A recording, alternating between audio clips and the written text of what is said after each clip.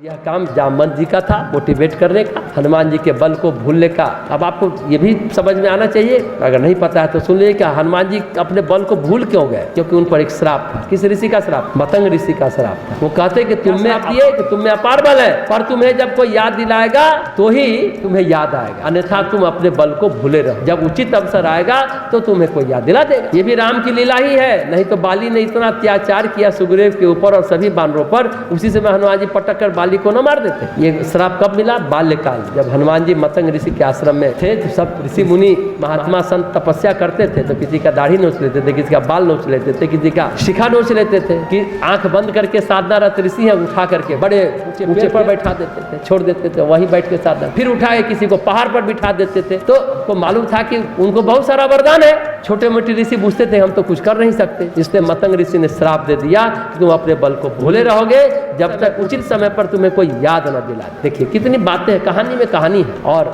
जामवंत जी के motivational speaker होने का एक प्रसंग यह है।